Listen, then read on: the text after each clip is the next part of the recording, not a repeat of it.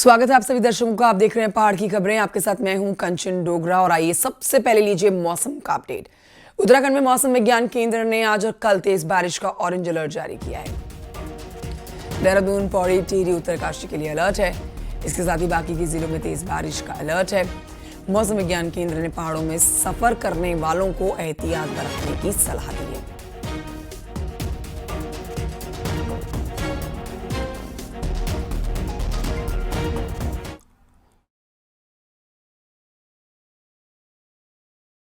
Activity थोड़ी सी कमी आ सकती है, अदरवाइज इसी तरह से जो डिस्ट्रीब्यूशन है वो तो मैं कहूँगा ज़्यादातर जगह रहेगा। 2 तारीख तक जो है डिस्ट्रीब्यूशन ज़्यादातर जगहों में रहने वाला है, जिसमें कि हल्की से मध्यम ज़्यादातर जगहों में है और हैवी, वेरी हैवी जो मैंने डिस्ट्रिक्ट अभी बताया, उत्तरकाशी है, देहरादून है, टिहरी, पौड़ी है, इनमें ज़्यादा संभावना है। और जगह हैवी तक की रेंज जो है वो एका दो का वो भी मिलेगी। तो अच्छी एक्टिविटी है चलने वाली। अभी 2 से 3 दिन और जो है, उसके बाद 3 तारीख से रेनफॉल में थोड़ी कमी आएगी। तब आप ये कह सकते हैं हल्की मध्यम तो मिलेगी और अनेक जगहों तक में मिलनी चाहिए। तो इस तरह की स्थिति दिखती है। चमोली के बिरही निजमुला मोटर मार्ग पर अचानक से भारी लैंडस्लाइड हुआ।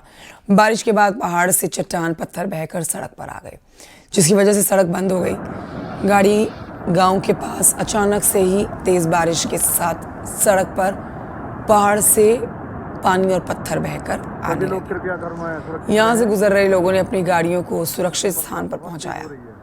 चमोली में तेज बारिश से कई जगहों पर मलबा आने से सड़कें बंद हैं। काली चट्टान पूर्ण रूप से बंद हो चुकी है।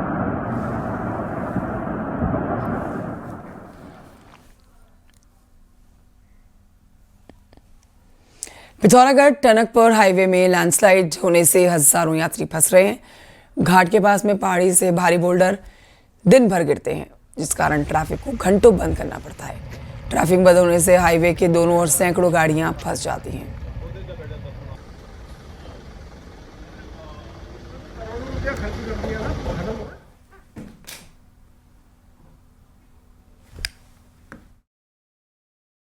ढाई घंटे हो चुके हैं यहाँ पे। सुबह से मैं जाम में हूँ। तो मुझे जैसे आज कल लखनऊ पहुँचना था मुझे, तो इसमें आने जाने की अभी जिस तरीके से गाड़ी ने यहाँ से अभी चंपावत के आसपास होनी चाहिए थी और गाड़ी अभी घाट पे ही है, तो इसमें बरसात से काफ़ी आने जाने के लिए लोगों को परेशानियाँ उठानी पड़ रही हैं। यहाँ से घाट के ऊपर रोड ब्लॉक से ऊपर से पत्थर वत्थर आ रहे हैं। मलबा रोड नीचे गाड़ी में लग गई। अभी एक पत्थर, बड़े बड़े पत्थर है बहुत, तो सेफली राइड करें बस। लगातार कल से बारिश होने के कारण पत्थर लगातार गिर रहे हैं। रोड बंद नहीं है कि मगर केवल पत्थर गिरने के कारण ट्रैफिक को जब खतरा हो रहा था वो रोका जा रहा है। वर्तमान में लगभग 50% से अधिक ट्रैफिक निकाला जा चुका है। 2 जेसीबी मशीनें यहाँ पर काम कर रही हैं। उधर उत्तरकाशी में मौसम का कहर, जिसके बाद यमुनोत्री हाईवे पिछले 50 घंटे से बंद है और जगह जगह पर हाईवे बंद होने से फंसे सैकड़ों श्रद्धालुओं की परेशानी बढ़ने लगी है। 2-3 दिन में यहाँ से लगातार देखा जा रहा है कि फंसे हुए श्रद्धालुओं में महाराष्ट्र, गुजरात और राजस्थान से आए हुए लोग भारी परेशानियों का सामना कर रहे हैं और अब इसी की वजह से प्रशासन की कार्यप्रणाली पर सवाल उठ रहे हैं।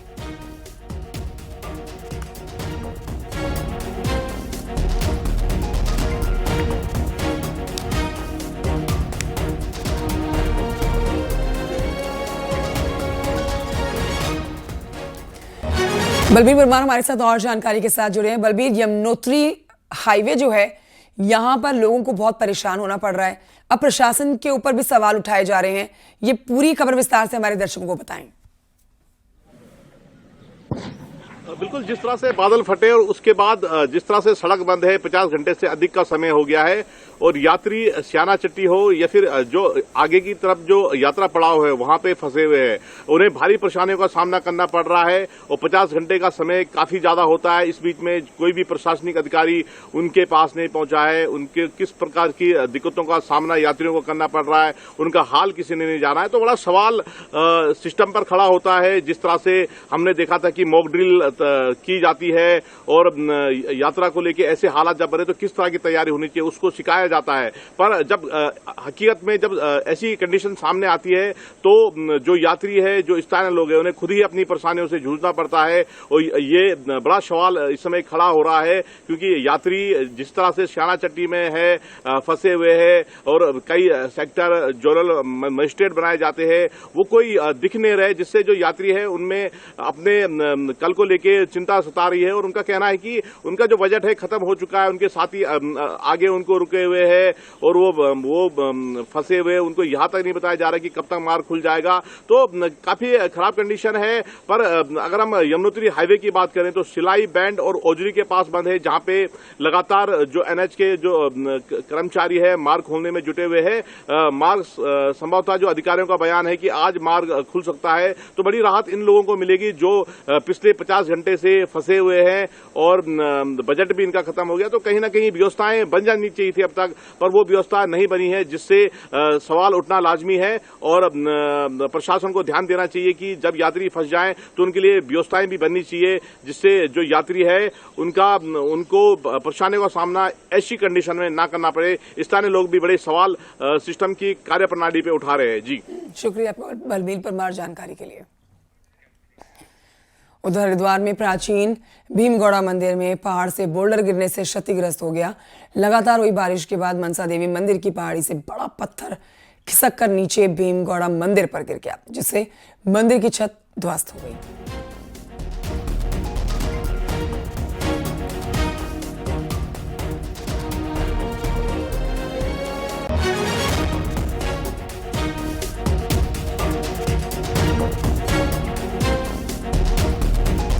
मसूरी में पिछले 44 घंटे में हुई बारिश के चलते मसूरी के सराय और पंप हाउस इलाके में 4 मकान लैंडस्लाइड की जद में आ गए।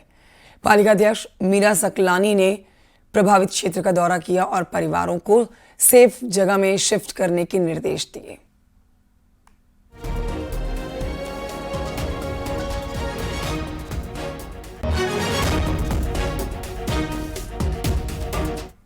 उधर कोटद्वार में नजीबाबाद को जोड़ने वाला नेशनल हाईवे 534 इन दिनों बाढ़ बारिश की वजह से प्रभावित है और जफराबाद के पास पुलिया टूट चुकी है, जिससे कोटद्वार का अन्य हिस्सों की तरफ सड़क संपर्क जो है वो पूरी तरह से टूट गया है। अब लोग मजबूरी में बढ़िया के रास्ते उफनती खुसरो नदी पार कर रहे हैं।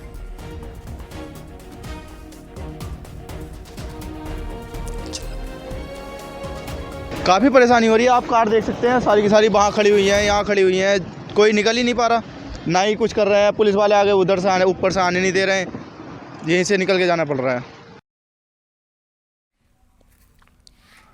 और आइए आपको बताते हैं और दिखाते हैं बागेश्वर की तस्वीरें, जो कि पूरे सिस्टम की पोल को खोलते हुए दिखा रही है। यहाँ पर खड़िया खनन के बाद बड़े बड़े गड्ढे बन गए हैं, लेकिन उन्हें भरा नहीं गया है। और अब मॉनसून में इसके हालात देखिए आप किस तरह से बने हुए हैं। बागेश्वर में तेज बारिश के बाद खड़िया खदानों में आपदा जैसे हालात हैं।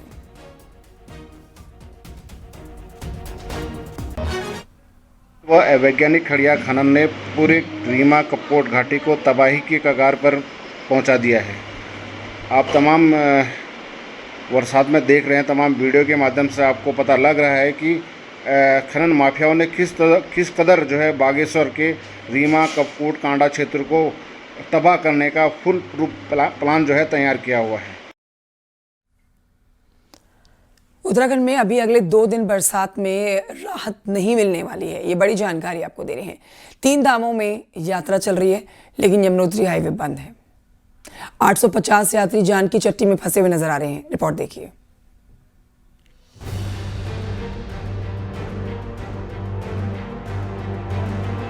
रविवार की बरसात से अब तक सबसे ज्यादा नुकसान उत्तरकाशी में हुआ, जहां सिलाई बैंड के पास मलबा आने से 9 मजदूर दब गए। 2 की डेड बॉडी मिल गई, लेकिन 7 मजदूर लापता हैं। 2 जगह सड़क टूटने और मलबा आने से यमुनोत्री हाईवे बंद है। वहीं जानकी चट्टी में 850 यात्री फंसे हुए हैं। डीएम उत्तरकाशी के मुताबिक हाईवे खोलने के लिए लगातार काम जारी है, तो फंसे हुए लोगों के लिए खाने पीने और जरूरी सामान भिजवाया गया है। वहीं यमुनोत्री आने वाले यात्रियों को फिलहाल हरिद्वार और ऋषिकेश में ही रोका गया है। जो हमारे यात्रीगण यमुनोत्री में गए थे और जानकी चट्टी या अन्य जगहों पर रुके हुए हैं, सुरक्षित स्थानों पे हैं, उनको किसी किस्म की दिक्कत ना हो, इसके लिए हमारी प्रशासन की टीमें, खाद्य विभाग की और मेडिकल की टीमें वहाँ पे काम कर रही हैं, जो पहले से ही हमारे सेंटर स्थापित हैं। तो अभी किसी तरह की दिक्कत नहीं है। उत्तराखंड के ज्यादातर जिलों में रविवार से ही बारिश का रेड अलर्ट था, जिसे देखते हुए चारधाम यात्रा पर रोक लगाई गई थी। हालांकि सोमवार सुबह चारधाम यात्रा और स्टेशन पर लगी रोक हटा ली गई। वहीं मौसम को देखते हुए यात्रा रोकने और चालू करने का अधिकार सभी डीएम को दे दिया गया है, जबकि मौसम विभाग के मुताबिक बारिश का इसी तरह का सिलसिला 1 और 2 जुलाई को भी जारी रहेगा और फिर 3 जुलाई से राहत मिलने की उम्मीद है। रजिस्ट्रेशन भी जो कल सस्पेंडेड थे ऑन स्पॉट, उसको भी चालू कर दिया गया है, लेकिन संबंधित जिले के जिलाधिकारी, एसएसपी और जिला प्रशासन को यह अधिकार दिया गया है कि बदलती हुई परिस्थिति और स्थानीय आवश्यकताओं को देखते हुए ये जब उन्हें महसूस हो कि नहीं अब आगे यात्रा को भेजना उचित नहीं है, तो अपने अपने रिस्पेक्टिव डिस्ट्रिक्ट के जो उनके होल्डिंग एरियाज हैं वहाँ पर वाहनों को रोक सकते हैं। 2 तारीख तक जो है डिस्ट्रीब्यूशन ज़्यादातर जगहों में रहने वाला है, जिसमें कि हल्की से मध्यम ज़्यादातर जगहों में है और हैवी, वेरी हैवी जो मैंने डिस्ट्रिक्ट अभी बताया, उत्तरकाशी है, देहरादून है, टेरी पौड़ी है, इनमें ज़्यादा संभावना है। उसके बाद 3 तारीख से रेनफॉल में थोड़ी कमी आएगी, तब आप ये कह सकते हैं हल्की मध्यम तो मिलेगी और अनेक जगहों तक में मिलनी चाहिए। उत्तराखंड में जून महीने का अंत और जुलाई की शुरुआत भारी बरसात के साथ हो रही है। ऐसे में अभी से सरकार और प्रशासन की टेंशन बढ़ी हुई है। अगर बरसात का यही हाल रहा तो अगले 2.5 महीने चुनौती भरे हो सकते हैं। वहीं मंगलवार से पूरे राज्य में सरकारी स्कूल खुलने वाले हैं, तो चारधाम यात्रा के साथ कांवड़ और पंचायत चुनाव निपटाना भी बड़ी चुनौती है। उत्तरकाशी से बलबीर के साथ दीपांकर भट्ट, न्यूज़ 18 देहरादून। नैनीताल में खतरे की जद में राह रहे लोगों का मॉनसून में विस्थापन होगा। न्यूज़ 18 की खबर के बाद नैनीताल प्रशासन एक्टिव मोड में आ गया है। यूपी से लेकर नैनीताल के आवागढ़ तक प्रशासन की टीम में निरीक्षण किया है। सभी जगहों पर लोगों को डेंजर जोन से हटने के निर्देश दिए गए हैं।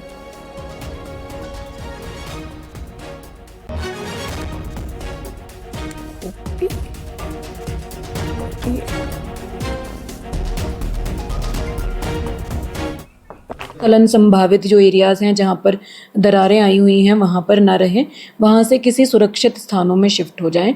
टेम्परेरी शिफ्टिंग के लिए जो समय, जितने समय के लिए वो शिफ्ट होते हैं, उसमें शासन के मानक हैं, उनको किराए की धनराशि अनुमन्य होती है, वो पैसा दिया जाता है। तो इन विलेजेस में भी वही किया जा रहा है। सुरक्षित स्थान में वो अपनी चॉइस से शिफ्ट हो सकते हैं। किसी के पास व्यवस्था नहीं है तो गवर्नमेंट के जो अपने रिलीफ के लिए आइडेंटिफाइड स्ट्रक्चर्स होते हैं उनमें शिफ्ट हो सकते हैं। जहां पर वो अपनी व्यवस्था करते हैं वहां उनको किराए की धनराशि दी जाती है। और इस खबर पर वीरेंद्र बिष्ट हमारे सहयोगी नैनीताल से इस समय लाइव मौजूद हैं। सीधे रुख करेंगे नैनीताल की तरफ। वीरेंद्र, ये खबर बताइए, बहुत महत्वपूर्ण ये खबर, और इस समय मानसून चल रहा है, तो ऐसे में विस्थापन का कार्य आखिर कैसे होगा और कब तक होगा?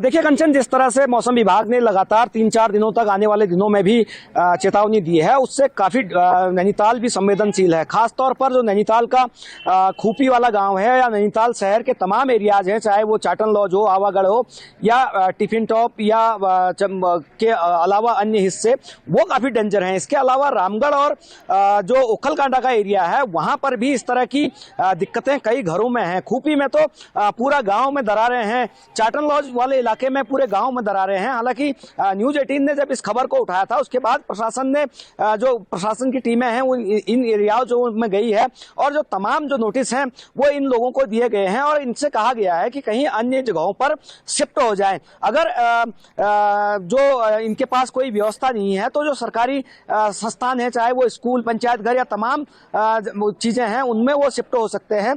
अगर कोई गरीब तबके के लोग हैं, उनके पास किराए की व्यवस्था नहीं है, तो उसको प्रशासन ने ये कहा है कि वो जो सरकारी तौर पर उनको किराए के पैसे 3 महीने तक आने वाले दिनों में दिए जाएंगे। लेकिन जिस तरह से मानसून पहले चरण में ही अपने रंग दिखा रहा है और तमाम इलाकों में आपदा जैसे खतरे बन रहे हैं, तो कई गांव इस मानसून के दौरान काफी दिक्कतों में है। ओखलकांडा में पिछले साल भी कई गांवों में जो नीचे लैंडस्लाइड है वो हुआ था। रामगढ़ वाला इलाका, जो बाजार वाला इलाका है, वहां पर जो गधेरा है उससे बड़ा खतरा बना हुआ है। इसके अलावा जो कैंचीधाम तहसील का खैरना बाजार है, वहां पर दिक्कतें बनी हुई है। तो ये कहा जा सकता है कि मानसून को लेकर प्रशासन अलर्ट मोड पे आया है और जो तमाम लोग हैं विस्थापन की जद में हैं, उनको शिफ्टिंग करने की बात जरूर की जा रही है। हालांकि कई लोगों से हमारी बातचीत हुई थी तो उनका ये कहना था आमतौर पर जो मानसून होता है उस दौरान उनको शिफ्टिंग की बात की जाती है, लेकिन पूरे साल भर जो ट्रीटमेंट के काम होते हैं वो नहीं किया जाता। लेकिन प्रशासन इस बात के दावे करते रहा है कि जो शॉर्ट टर्म वर्क है वो कई इलाकों में किए गए हैं। जो लॉन्ग टर्म यानी बड़ी योजनाओं पर काम होना है उसके लिए शासन को लिखा गया है और शासन में फाइलों को भेजा गया है।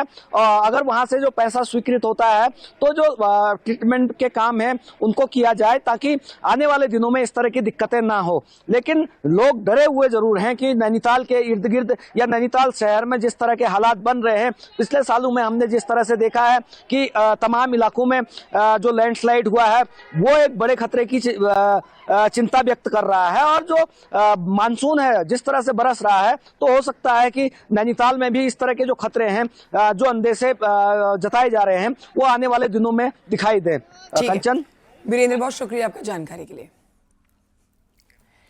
उत्तराखंड में पहली बार राज्य स्तरीय स्पेस मीट का आयोजन हुआ है। इसमें इसरो के चीफ डॉक्टर वी नारायणन भी शामिल हुए हैं। सीएम धामी भी इस मीट में मौजूद थे, जिन्होंने उद्घाटन किया। इस सम्मेलन में राज्य सरकार के विभिन्न विभागों के सचिवों और इसरो के वैज्ञानिकों ने स्पेस टेक्नोलॉजी के उपयोग पर प्रेजेंटेशन भी दिया। इस दौरान सीएम धामी ने कहा कि अंतरिक्ष विज्ञान की आज जीवन के हर क्षेत्र में महत्वपूर्ण भूमिका है। का पूर्वानुमान हो, कृषि हो, प्रबंधन, रक्षा, नेविगेशन और भी कई सारे, शिक्षा और स्वास्थ्य के क्षेत्रों में भी अंतरिक्ष आधारित जो तकनीकी है वो व्यापक रूप से आगे बढ़ रही है, व्यापक रूप से उसमें सुधार किया जा रहा है। किसानों को सैटेलाइट आधारित मौसम के पूर्वानुमान के माध्यम से उनकी जो फसलें हैं उन फसलों को उत्पादन को बढ़ाने का में भी सफलता प्राप्त हुई है।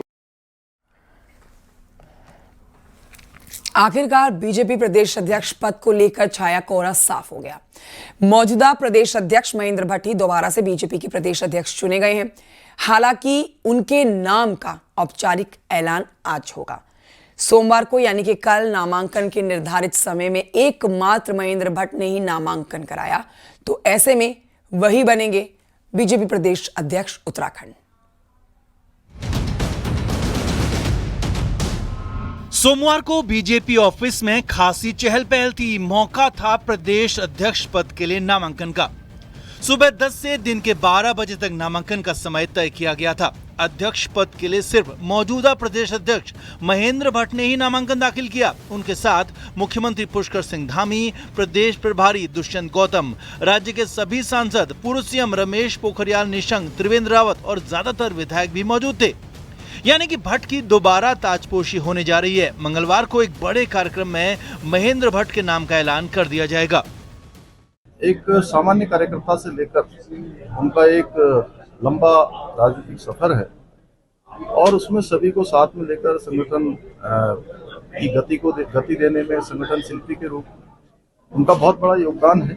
और इसी नाते आज उनके नामांकन पत्र को हम सब लोगों, मैंने और हमारे सभी सांसद गणों ने, अजय टुमका जी भी, माननीय मंत्री जी भी यहाँ पर हैं, अन्य हमारे सांसद गण भी हैं, पार्टी के हमारे पूर्व मुख्यमंत्री गण हैं, सभी ने आज यहाँ पर नामांकन पत्र दाखिल किए हैं। उनकी जांच हो और संभवतः कल रिजल्ट आएगा। पार्टी का कार्यकर्ता इसके लिए गौरवान्वित है। देश के अंदर कोई ऐसी पार्टी नहीं है जिसमें कि इस तरीके से चुनाव होता है और कोई भी एक साधारण कार्यकर्ता भी राष्ट्रीय अध्यक्ष बन सकता है। इस तरह का भारतीय जनता पार्टी के लिए हमारा उत्तराखंड का आज संगठन पर्व का कार्यक्रम चल रहा है। कल आप लोगों को खुशखबरी भी मिलेगी। राज्यसभा सांसद भट्ट की प्रदेश अध्यक्ष पद पर दोबारा ताजपोशी शुरू से ही तय मानी जा रही थी। उन्हें मुख्यमंत्री पुष्कर सिंह धामी और दिल्ली का भी पसंद माना जाता है। बावजूद इसके पार्टी के अंदर कई नेता लंबे समय से दावेदारी कर रहे थे, लेकिन अंत में पार्टी एक राय बनाने में कामयाब रही। महेंद्र भट्ट जी के नाम पर सब सर्वसम्मति से नाम है। महेंद्र भट्ट जी दोबारा कार्यकाल काम करेंगे, पहले भी अच्छा काम किया, इसलिए दोबारा अच्छा काम करके और 2027 में भारतीय जनता पार्टी की सरकार बनेगी। महेंद्र भट्ट की मजबूत दावेदारी के पीछे उनके 3 साल के कार्यकाल को भी आधार बताया जा रहा है। इन 3 सालों में जहां बीजेपी ने हरिद्वार पंचायत चुनाव, निकाय चुनाव में शानदार प्रदर्शन किया, वहीं केदारनाथ उपचुनाव में भी विपक्ष की मजबूत घेरेबंदी को तोड़ने में बीजेपी सफल रही। दिग्गज कांग्रेसियों को भाजपाई बनाने में भी भट्ट की महत्वपूर्ण भूमिका मानी जाती है। देहरादून से न्यूज 18 के लिए सुनील नवप्रभात की रिपोर्ट।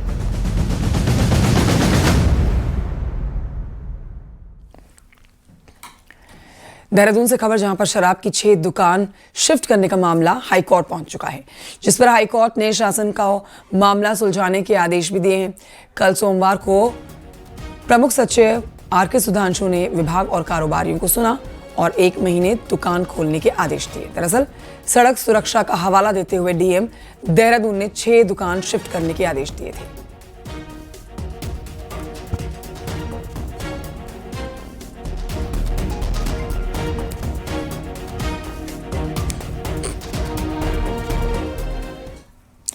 खबर चमोली से, जहां पर जोशीमठ में मामूली से विवाद के बाद निहंग सिखों ने स्थानीय व्यापारियों से मारपीट कर डाली और तलवारें तक लहरा डाली।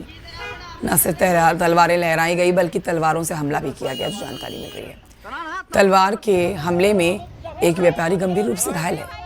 यही नहीं, शिकायत पर जब आरोपी को पुलिस थाने लेकर आई तो थाने में ही आरोपी सिख श्रद्धालु ने पुलिस वालों पर भी हमला कर दिया, जिसमें एक दरोगा भी घायल हो गए।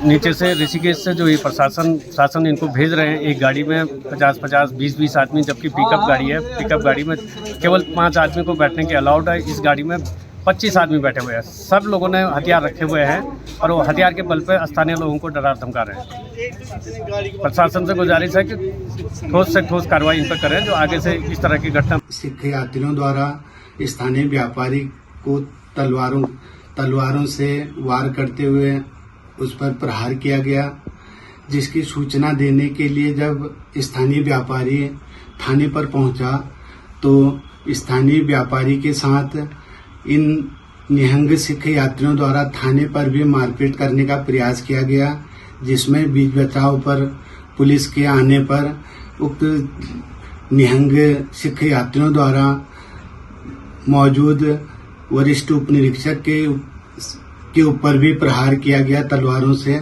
इस मामले में कुल 8 निहंग सिख यात्रियों में से 7 निहंग सिख यात्रियों को गिरफ्तार किया जा चुका है। नैनीताल के मॉल रोड पर हरियाणा के पर्यटकों को स्टंटबाजी करना भारी पड़ गया। ये पर्यटक घूमने नैनीताल आए, लेकिन मॉल रोड पर कार की खिड़की से बाहर निकलकर स्टंट करने लगे। वहीं मलीताल पहुंचने पर पुलिस ने दोनों पर्यटकों को पकड़ लिया और पुलिस ने इनका ड्राइविंग लाइसेंस निरस्त करके जुर्माना लगाया।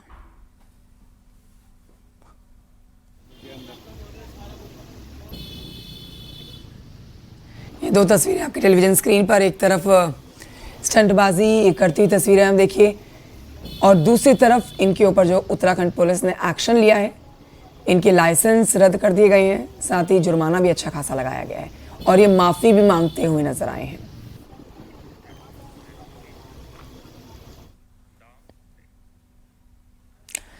उधर देहरादून में आज बीजेपी का प्रांतीय परिषद का सम्मेलन है, जहां पर मुख्यमंत्री पुष्कर सिंह धामी शामिल होंगे। भाजपा प्रदेश अध्यक्ष और राष्ट्रीय परिषद सदस्य के नाम पर मोहर लगेगी।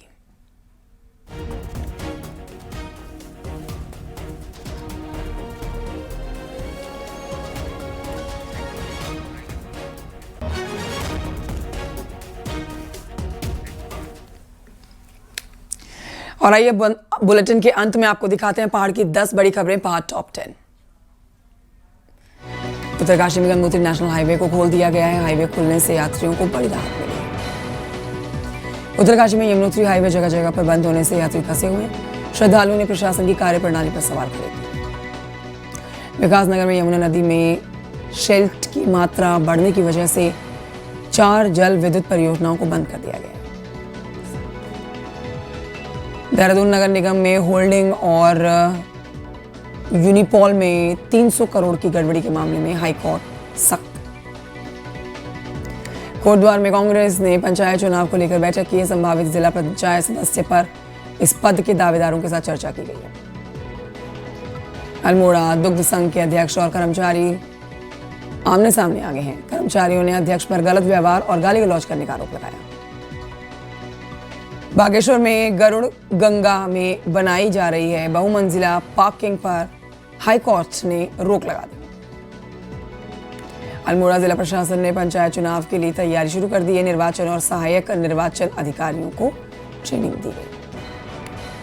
पिथौरागढ़ में पंचायत चुनावों को लेकर नोडल अधिकारी आरओ और एआरओ को ट्रेनिंग दी गई है। और कॉर्बेट टाइगर रिजर्व के कालागढ़ ट्रेनिंग सेंटर में फॉरेस्ट गार्ड के पहले बैच की ट्रेनिंग पूरी हुई है। ट्रेनिंग के दौरान कई बातें बताई गई।